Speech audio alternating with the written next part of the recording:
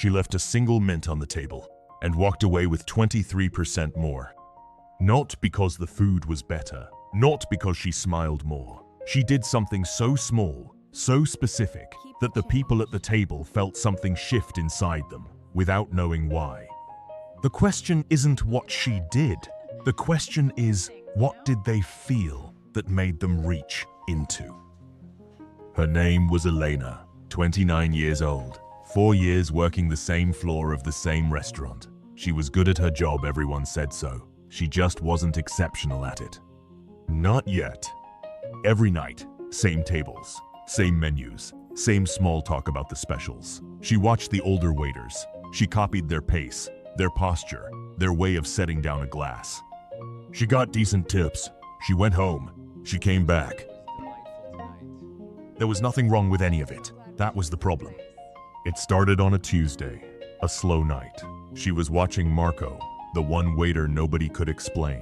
Same section, same hours, but his tables always stayed longer, always tipped more, always asked for him by name.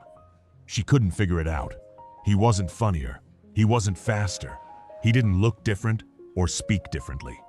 Then she saw it. At the end of a meal, Marco placed one small mint on the edge of the bill tray, turned, walked 3 steps away. Then, as if he had just remembered, something came back. Set down a second mint, looked directly at the table, smiled once, said nothing, left. The table laughed. They looked at each other. One of them picked up the mint. Then they all reached for their wallets at the same time. Elena stood in the kitchen doorway and watched this happen. She didn't understand it, but she felt it the way you feel a door open in a room you didn't know had walls.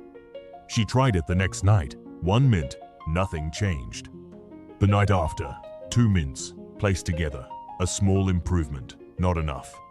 On the 3rd night, she did exactly what Marco had done. 1 mint, 3 steps. A pause long enough to feel real, short enough not to perform. Back to the table. 2nd mint. Eye contact. 1 genuine smile. She felt ridiculous doing it. Then she watched their faces. Something moved through that table like a current, something that had nothing to do with the food or the service or the night they'd had.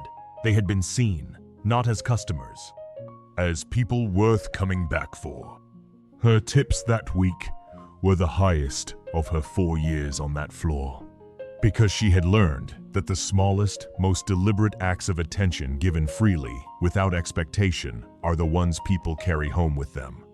And sometimes, without knowing it, pass on.